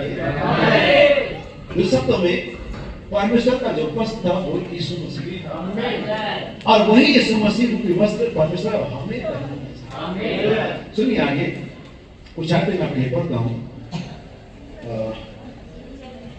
लूका का सुसमाचार उसका 9 अध्याय उसका 28 वचन, जब मैं भाई से निकालते हैं तो फिर मैं उसको पढ़ता हूँ। और नबी कहता है ध्यान दें, इन सारे समयों में, इन सारे वर्षों में उसके ऊपर केवल एक ही वर्ष का बपतिस्मा हुआ, लेकिन उन वर्षों के दौरान परमेश्वर ने मनुष्य के चरित्र को एक ऐसे स्थान पर ढाला जहां उसके बुलाए जाने के बाद वह वस्त्र उसके अंदर फिट बैठ जाए और वह प्रभु का सेवक करे। क्या कहा हमने? उसके अंदर वस्त्र तो ऊपर पहनते हैं, यानी मामला साफ हो गया कि लिटरल क्लॉथ या गारमेंट्स नहीं है। अगर आप बाइबल को पढ़ते हैं जैसे 6 अध्याय पढ़ेंगे तो लिखा हुआ है कि फिर मैंने प्रभु को ऊंचे पर और उसके वस्त्र के घेर से मंदिर क्या हो गया? कितना लंबा वस्त्र पहना? ये थी परमेश्वर की भरपूर उपस्थिति। इसे कहते हैं डेंसिटी। अब जैसे अगर मैं आपको बताऊं इस भवन में छोटा सा झुंड, ये छोटी सी कलीसिया, परमेश्वर कहां पर है? इस प्लेस में, यहां पर है, यहां पर है, यहां पर है, पीछे है, कहां है? बाइबल कहती है पृथ्वी उसकी उपस्थिति से भरपूर है। कोई ऐसा जगह नहीं। दाऊद कहता है मैं कहां जाऊं? अगर मैं बिछौना धूप में लगाऊं, अगर मैं भोर की किरणों में सौर इधर उधर चले जाऊं, मुझे हर एक जगह को बखान करे मैं कहां जाऊं, तो अभी मैं बच नहीं सकता। तू मुझे वहां पकड़ लेगा। कहां है वहां परमेश्वर? नहीं है। हालेलुया। वो सब उसके आपस में उसकी प्रेजेंस। आमीन। आप यीशु मसीह की वस्त्र के प्रेजेंस की बात करते हो। मैं कहता हूं आप ताश खेल लो, आप 2-4 लोग शराब पी रहे हो और एक व्यक्ति को नकली पुलिस की वर्दी पहन के आए। नकली आपके साथ तो नकली असली बस खाकी दिखती है, भाग रहे हो। Power of government. भाई बहनों के चौराहे पर ट्रैफिक पुलिस वाला वो पतला सीख के ऐसा खड़ा रहता है, 35-40 किलो ज्यादा वजन नहीं होगी और कॉलर इतने गंदे होते हैं कि व्हाइट पहना होता ब्लैक ही लगता है। सारे के धुआं उसको गंदा करते। सैलरी कोई 10,000 से ज्यादा की नहीं होगी और उधर से मोटरसाइकिल जाती है 25 हॉर्स पावर 2500 हॉर्स पावर की, और अगर उसको टक्कर मारे तो कई फिट उड़ा देगी उसे, और उधर देखता भी नहीं है, सीटी इधर बजाता उधर कहता है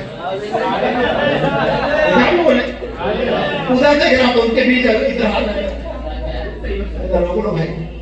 आजकल तो चलान वहां काटते नहीं, घर पे मैसेज आता है, पता चला बीबी की नौकरी से माई बड़ी पत्नी शाम को चाय देने के लिए चलान का मैसेज आ गया। वो नबी कहता है पावर क्या है? उसके पास सामर्थ्य नहीं, लेकिन उसके पास एक अथॉरिटी है और वो चालक उसको ये सिखाया गया है कि जब तुम ट्रैफिक लाइट पर जाओ, सिग्नल को देखो, वर्दी वाले को देखो, और जब तुम्हें इशारा कर रुको तो रूल ये है परिवहन का कि तुम्हें रुकना ही है। आप जानते हैं सुमसी जब उस जीवन में चल रहा था, वो जब गेरसोमे पे देश रुक गया, एक व्यक्ति 6 दिन उसका मस्त पड़ा हुआ, बाबे की धीलोहे की साखों से कब्ज में नहीं आता था, लेकिन जब यीशु आया एक बच्चा दूल्हा आदमी, लगभग 5 फीट का आदमी, दाढ़ी धूल से भरे हुए थे, लेकिन जब व्यक्ति वहां पर आता है, वो दुष्टात्मा जो 6,000 दुष्टात्मा थी, उन्हें पहचाना, हे परमेश्वर के पुत्र। आपके पास वो अथॉरिटी है, वो राइट्स आपको परमेश्वर ने दिए हैं। परमेश्वर आपकी स्किल को नहीं पहचानता, लेकिन उस वचन को जो आपके अंदर में है होगा नहीं, वो है शैतान से पहचानता है। आपके साथ मम्मी पापा नहीं पहचानते, आपको डांटते वो मारते हैं, साला की पत्नी नहीं पहचानती, बकबक करती, साला का पति नहीं पहचानता, थप्पड़ लगाता है, लेकिन शैतान पहचानता है, दुष्ट आत्माएं पहचानते हैं, यूनिवर्स पहचानते हैं। बहन भाई आपके अंदर में कुछ तो बात है, क्योंकि परमेश्वर ने अपने आप को आपके अंदर में कवर किया हुआ है। आप जानते हैं कि ये वस्त्र है, परमेश्वर किस समय रहता है। हालेलुया। पुराने दिनों में जानवरों के चमड़े परमेश्वर को कवर करते थे। अभी किसी इजराइल को कोई इजरायली जाकर के किसी खतरे को बताता होगा, जानते हो उस पर्दे के पीछे हमारा खुदा रहता है। हमारे क्या सबका खुदा रहता है, सबका खुदा वही है। कहते अच्छा उसमें से तो बदबू आ रही है, अभी खून उसमें से रिस रहा है, मक्खियां बड़ी बड़ी बेजमेदार है उस पर, जानवरों का स्किल का हो। ये सब मुझे नहीं मालूम, तुम बस पढ़ना देख रहे हो। लेकिन उस याजक से पूछो जो अंदर जाता है, उसकी फैमिली से पूछो जिस याजक का कौन होता है, उसकी पत्नी से पूछो, उसके 10 साल 2 साल के बच्चों से पूछे पापा अंदर जाने आएंगे। और तुम्हें लगता है कि परमेश्वर नहीं रहता, हम रस्सी बांध के रखते हैं। अब हमें देख करके लोग यही नजर लगाते हैं तुम्हारे अंदर परमेश्वर रहता है, उनको हंसने। आपको एक सांस देता हूं।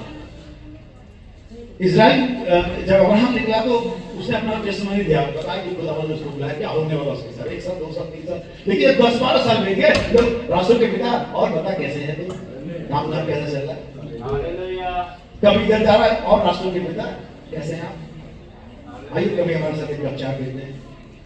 इतना मजाक बनाया ना लोगों ने, परमेश्वर ने क्या मजाक सच कर दूं? उन्होंने उसका मजाक बनाया, परमेश्वर का यस, इसको सही करने का समय, जो ये कह रहे हैं वही कर देना चाहिए। हमें उन्होंने उसका मजाक बनाया, राष्ट्रपिता परमेश्वर का राष्ट्रपिता बना दिया उसको। यीशु मसीह आया, तुम तो परमेश्वर का पुत्र है, तुम अपने आपको ये बनाते हो परमेश्वर का, ये लोग मजाक करना सही कर दो। उसने उन लोगों ने इतिहास के अंदर जाके नहीं परमेश्वर को कहा भाभी कि तमाशा बने वो, और जो तमाशा उन्होंने बनाया परमेश्वर को ब्लेस कर दिया, यही ठीक है। आज जो लोग आपका तमाशा में मजाक बना रहे हैं, क्या होगा? परमेश्वर का ठीक है, यही सही। बड़े अपने आपको दुल्हन बनते फिरते हो, परमेश्वर कहते यही सही। बड़े गर्जन वाले हो तो हम ही हैं,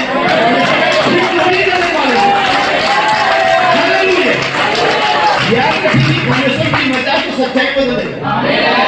उन्होंने यीशु मसीह का मजाक बनाया, परमेश्वर ने कहा यही मजाक को ठीक रहने दो, इसी मजाक को कंटिन्यू रहने दो। परमेश्वर आज शैतान आपका मजाक बना रहा है, परमेश्वर वही परमेश्वर जो अब्राहम का परमेश्वर है, जो मूसा का परमेश्वर, तुझे कितने छुड़ाने वाला बनाया, परमेश्वर का बना दूं, बना दिया, बना के उसको छुड़ा दिया, उसको छुड़ाने वाला करके भगा दिया। तुझे किसने बनाया? परमेश्वर ने बना के भेजा। कुछ दिन पहले कैलिफोर्निया में आया, आपने लोग सुना होगा, कुछ दिन पहले वहाँ पर कुछ लोग, कुछ महीना कुछ लोग बोर्ड लगाते keep God away from here, परमेश्वर का पास जा रहा हूँ। हमने कहा ठीक है, तुम लोग का क्या है, कैलिफोर्निया से निकलने में निकल गया, अब जो है देख लो, चले गया। मजाक मत करो, परमेश्वर ठट्टू नहीं उड़ाए, परमेश्वर अपने वचन में बना, हम क्या रखेगा भी कटा, उसने ढाला उस पर ताकि उसके अंदर में टिका सके। इन बातों से कोई 8 दिन बाद वे पतरस और यूहन्ना और याकूब को साथ लेकर प्रार्थना करने के लिए पहाड़ पर गया। जब वह प्रार्थना कर ही रहा था तो उसके चेहरे का रूप बदल गया और उसका वस्त्र श्वेत होकर चमकने लगा। अब ये कौन सा वस्त्र था? ये नबी कहता है ये लेखपालक पन का महिमा है, अडॉप्शन रोब था। आप रोब समझते हैं, जैसे आपके घर में वार्ड रोब होता है, वो वार्ड होता है, इसमें योग रखा था। अब याद रखें कि परमेश्वर ने यीशु मसीह को, जो उसका इकलौता पुत्र है, जिसको इस पृथ्वी पर उद्धारकर्ता करके भेजा, उस पहाड़ी पर उसको उस वस्त्र को पहनाया, और उस वस्त्र के पहने बिना यीशु मसीह हर चीज पर अधिकारी नहीं हो सकता। लेकिन जब एक बार परमेश्वर ने वस्त्र उसको पहना दिया तो कहता है इसकी सुनो। तो शब्दों में परमेश्वर ने अपनी सारी अथॉरिटी, अपना सारा पावर अपने आप को इस व्यक्ति यीशु मसीह में इन्वॉल्व कर लिया। अब मैं इसमें से होकर के चलूंगा फिरूंगा, क्योंकि अब परमेश्वर ने अपना निवास स्थान इस व्यक्ति यीशु में बना लिया और अपने आप को यीशु मसीह में लागू किया। आज जब यीशु मसीह को रिजेक्ट करते हैं तो परमेश्वर को ही रिजेक्ट करते हैं। हमें इसलिए बाइबल नबी ने एक चीज और सिखाई कि जो कुछ परमेश्वर में था वो सब मसीह को दे दिया। कितना कुछ और सब कुछ भी लैक नहीं वहां पर। जैसे कि उंगली जैसे बोल नबी ने समझा कि उंगली से बहुत किसी क्लास से, किसी जग से, किसी क्लास से, ऐसा नहीं था वो। फिर तो कुछ बच गया या जग ही बच गया। ये सोर्स और रिसोर्स होता है, वो सब कुछ उसमें इन्वॉल्व हो गया, परिवर्तित रूप हो गया। जैसे आपको कुछ चीज लेके जाना हो, अब लिक्विड फॉर्म में लेके ना जा पाए तो उसे जमा नहीं, अभी वो क्या नहीं कर सकते। तो जमा लेंगे तो होगी चीज भाई, लेकिन जमी हुई आगे जाके बिठा लीजिए। मैं देख रहा था, कोई बता था, कुछ हीरो थे, तो बोला कि हम कहीं जा रहे थे, वहां पर शराब पीना मना था, हमें शराब पियाला थे, पैसे ले रहे हैं, बोला हमने छेने के रसगुल लिए। क्या गया छेना का? इतने बड़े स्पंज रसगुल देखा, हमने उसे निचोड़ दिया, पानी में डुबाया, फिर निचोड़ा और फिर उसे शराब में डाल दिया। अब सारा शराब उसमें, और हम क्या ले जा रहे हैं? छेने का रसगुल। कोई चेकिंग नहीं, कोई प्रॉब्लम नहीं, हम जाके खा लो उसे। उन्होंने क्या नहीं कर लिया ना, उसको कहीं से कहीं डाल दिया। ऐसे ही नबी के इन्वॉल्व है, परमेश्वर ने अपने को परिवर्तित किया यीशु मसीह में, और वहीं पर हम अपने आप को इन्वॉल्व कर रहा है अपनी दोस्त, वो अपने आप को हमारे अंदर में डाल रहा है ताकि अपने कामों को जान ले। ये बात है कि 7वें दिन वहां पर पहाड़ पर ले गया और उनके सामने उसका रूप क्या हो गया, और उसका पास सूर्य की नहीं, और नबी कहते हैं ये अडॉप्शन हुआ। और आज हम में से प्रत्येक को इसकी जरूरत है। और ये आपको तब मिलता है जब परमेश्वर सारे ट्रायल्स आपको निकाल लेता है। इससे पहले कि आपका एडॉप्शन करें, लेपालकपन करें, या लेपालकपन के कई हिस्से हैं। अब ऐसा लगता है लेपालकपन कहते हैं कि बस आप आगे हो गए, नहीं, वो लेपालकपन अलग होता है, उसको स्थान पर रखा जाना दूसरी बात है। और ये लेपालकपन का जो प्रोसेस है कई महीनों सालों तक कर सकता है। ठीक ऐसे से एक बालक पुत्र बनता है, एक लॉन्ग प्रोसेस होता है, एक जर्नी को तय करता है, 12 साल 13 साल 14 साल 18 साल और फिर 20-22 साल में जाकर ये जवान पुरुष बनता है। 12 से सियाने होने में प्रोसेस, एक समय का एक तरह से विस्तार है वहां पर। ऐसे लेपालक को जब आते आपको स्थान में रखा जाता है, उस दिन उसको स्थान में रखा गया था। इसकी सुनो। अब आप कौन से स्टेज में हैं? क्या आए भी हैं? क्या आपका ट्रायल शुरू भी हो गया? क्या परमेश्वर ने को पुत्र करके राज्य में ले भी जाए? ये आपको देखना है। मैं आपके थोड़ा और आगे बढ़ूँ। आमीन। और नबी संदेश में कहता है, मैं कोट पढ़ता हूँ तब तक आप इस रेफरेंस को निकाल लें। इतिहास, दूसरा इतिहास 18 अध्याय उसके 28 वचन से आप पढ़ें। दूसरा इतिहास 18 अध्याय 28 वचन से। और तब तक मैं इस कोट को अपने पढ़ता हूँ। तो पैराग्राफ नंबर 39, एक उपयोग किया गया वस्त्र। अब एलिया पर ध्यान देना, जब उसने अपना वस्त्र उस पर फेंका, उसे उस पर परखा, जो शब्दों में एलिया भविष्यवक्ता जिसके कंधों पर परमेश्वर का वस्त्र था, उसने नीचे आकर उसे किसान एलिशा के पास देखने के लिए रख दिया, क्या उस पर फिट आएगा या नहीं। एलिया के कंधों पर किसका वस्त्र था? जमीन का परमेश्वर। एलिया के सामने थी, परमेश्वर के सामने, और वही सामान एलिशा का है। और उस पर फेंका कि फिट आएगा नहीं। और इसके पीछे नबी कहता है वह इसे काट कुट करने में, उस वस्त्र को फिट होने में लगभग 10 वर्ष लग गए। यानी कि एलिशा को फिट करने के लिए जो उस वस्त्र को पहन सके 10 साल लगे। और जो समय आप गुजार रहे हैं एलिशा के अंदर में, जितना समय आपके पीछे गुजार लिया, आपके साथ बहुत सारा उतार चढ़ाव आ गया होगा। इन सारे स्तर परमेश्वर एक बात कर रहा था कि आपको उस स्तर पर लेकर के, उस मुकाम पर लेकर के जहां पर आपको अपना पवित्र आत्मा दे सके। क्योंकि ठीक अभी आप नुकसान कर देंगे, इसलिए परमेश्वर आपके अंदर में काट छाट कर रहा है। जब हम वचन का प्रचार करते हैं, जब कठोर बातों को बोलते हैं, जब आपके फैशन के बारे में, आदतों के बारे में, खाने पीने के बारे में, कपड़ों के बारे में बोलते हैं, तो ये कुछ और नहीं होता, ये आपको सेफ में लाया जाता है। लोग कहते हैं क्यों बातों के पीछे लगे रहते हो? मैं इसलिए इन बातों के पीछे लगे रहते हैं ताकि आपके अंदर में परमेश्वर उपस्थित आपको अपनी पहचान दे सके।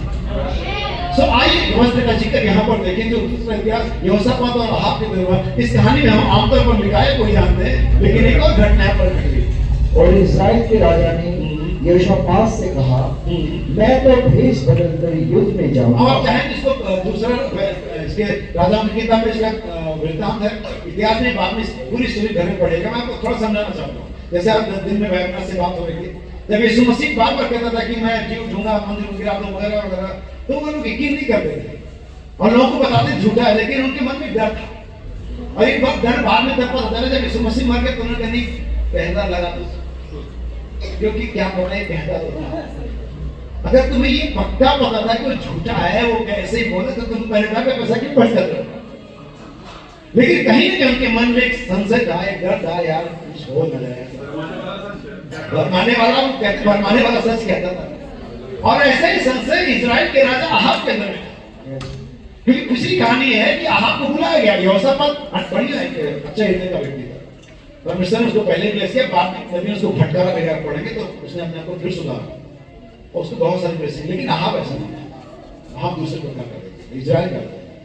बाइबल कहती है मिकाया ने उसको बोला कि मुझे इजराइल में चरवाहे की भेड़ नजर आती है। आहाब कहते हैं अपने कर्मचारियों से इसको जेल में डाल, दुख की रोटी दे इसे, जब मैं लौटूंगा तब मैं इसका हिसाब किताब बनाऊंगा। मैंने सुना था तू लौटे तो परमेश्वर ने तुझसे बात नहीं की। तुझे लगता है कि तू लौटेगा, लेकिन मुझे नहीं लगता, मैं जानता हूँ तू नहीं।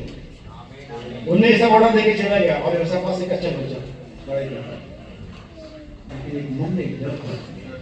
लिखाया ने जो कहा यार कहीं कुछ हो न जाए, कहना है वस्त्र बदल ले। अच्छा उसको लगता था कि परमेश्वर ऊपरी वस्त्र में व्यवहार करता है। यही शुरू से नबी कहता अंदर, ये वस्त्र अंदर। और उसने ना वस्त्र क्या कर लिया, सिपाही का वेश बना लिया। और उधर आराम के राजा को परमेश्वर ने बुलाया। आप पढ़िए का पूरा, आराम का राजा अपने सैनिकों को बुलाता, कमांडर को बुलाता, सुनो प्यारों से मत लड़ना, पढ़ने का किसी छोटे मुल्क के समय सिर्फ इजराइल का राजा से हमारा पूरा का पूरा टैलेंट कहा है, बस और कोई नहीं, पढ़ना। और फिर उसने वस्त्र बदलने की जब तीर अटका से किसी ने चलाया, जैसा भाई विनाश कहते हैं मिसाइल पहली बार दाऊद के समय ऐसा दिखाई दे कि वो लेजर मिसाइल चली, गाइडेड मिसाइल, चाहे गोली इधर जाए चाहे गोली इधर जाए, मिसाइल लगी गोली को ही। और यहाँ पर भी ये गाइडेड एरो था, किसी ने अटकल से तीर चलाया, लेकिन उस तीर को परमेश्वर ने पकड़ लिया और उसे गाइड किया आहाब की तरफ, क्योंकि सैनिक जो आराम के थे वो फौज के द्वार पे चल करते, उन्होंने अगर बाइबल पढ़े तो उन्होंने पहले यहोशापात पे झपट दी, यहोशापात से मैंने कोई दोस्ती नहीं, कोई यारी नहीं, मरना थोड़ी है, अरे उनके समझी होने वाले समझी होने कोई यारी नहीं, मरना नहीं है। यहोशापात जी मैं नहीं हूं, मैं तो यहूदा का दोनों छोड़ देता, ठीक है। और फिर किसी लड़का में परमेश्वर ने तीर को पकड़ा, उन्होंने फर्स्ट बताता था कि परमेश्वर अंदर से जानता है। आप चर्च में आकर के सोचता बिलीवर बन गया और जो भी करते परमेश्वर कुछ नहीं है, परमेश्वर आपकी बिलीवर के वस्त्रों को जो लेकर के अपने बाल बढ़ा लिए और भाई लोग यहाँ पर आकर के बड़े शांति से बैठते, पीछे क्या करते परमेश्वर को सब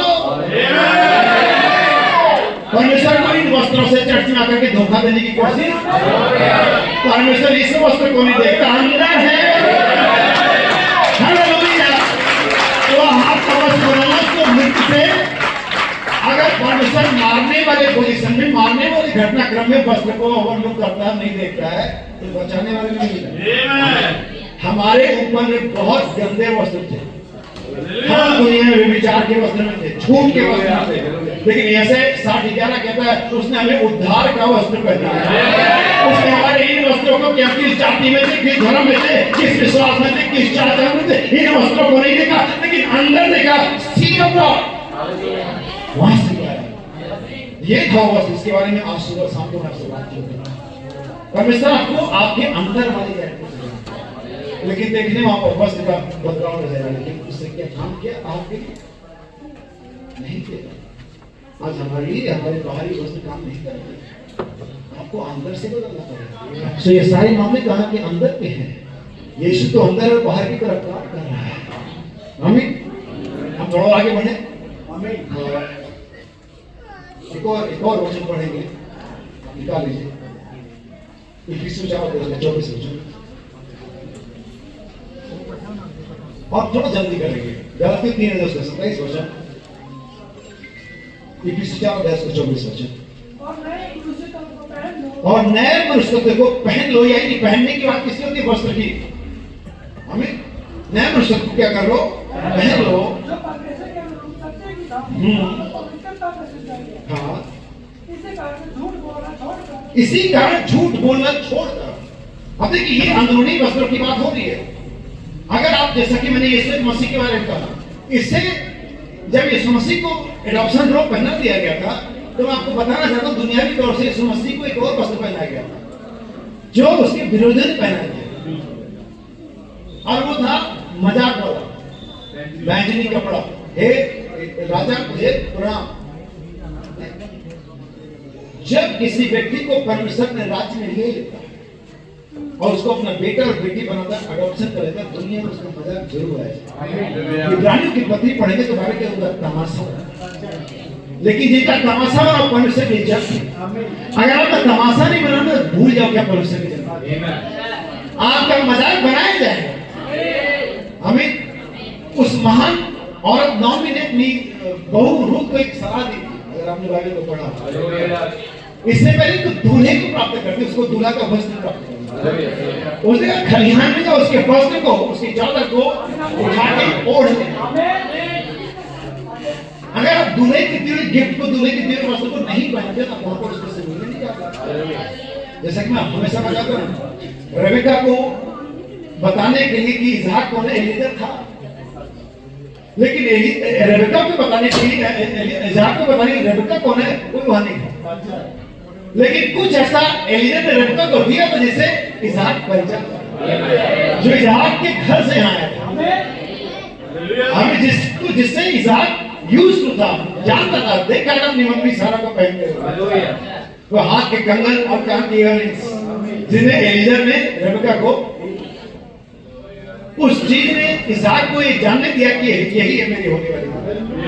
अगर परमेश्वर ने उस पवित्र आत्मा को रिलीज किया है, इन सदगुणों को भाई ब्रह्म के द्वारा मलाकी 4 के सब प्रकाशन 10 के सेवकों के द्वारा वापस यहाँ लाया है, 7 के उस प्रकाशन के द्वारा, तो परमेश्वर इसे पहचानता है, वो हमारे मेंबरशिप को नहीं पहचानता, वो इसको पहचानता है। मिस्र के उस काली रात में नबी कहता है, उन दिनों में कोई व्यक्ति मूसा को लेता, साइड में जाता, कहता देखो मेरा खतना हुआ है। मूसा कहता बच्चे, परमेश्वर ने खतना देखने का नहीं बोला। कोई आता कहता देखो मेरे दरवाजे के ऊपर कितना बढ़िया रेवरेंड रब्बाई स्वेट जो जियूडा करके लिखा हुआ, मैं यहूदी हूँ। मूसा कहता बच्चे भला होगा कि तू अभी नहीं नसीब होगा। परमेश्वर ने नेम प्लेट देखने का वादा नहीं किया, परमेश्वर ने जाति, परमेश्वर ने पोस्ट देखने के लिए नहीं बोला कि मैं तो पादरी हूँ, मैं बिना पवित्र आत्मा के चले जाऊँ। मैंने तो बहुतों के प्राण को बचाया, अपना नहीं बचा पाया।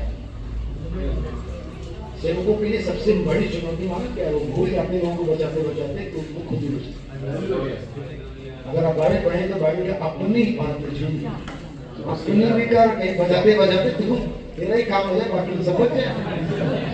भाई मैंने एक कहानी बड़ी अच्छी सुनी थी। एक व्यक्ति वहां पर सदोम उमरा में गया, प्रचार किया रिपेंट करो तुम लोग, ग्रहण करो, सब पाप पर मुझे न्याय करने वाला पहला साल बड़ी चौक से प्रचार किया, लेकिन वहां पर कोई कैलिफोर्निया के कोई फर्क नहीं पड़ा। दूसरा साल गया, अब प्रचार में जोश निकला, लेकिन जिम्मेदारी थी, ये करो वो करो, परमेश्वर न्याय करेगा, अभी कोई फर्क नहीं पड़ा। तीसरे साल में जिम्मेदारी भी खत्म हो गई, बोझ हो गया, प्रचार कर रहा अभी भी वही, लेकिन अब यूज हो गया, टाइमली जाता है।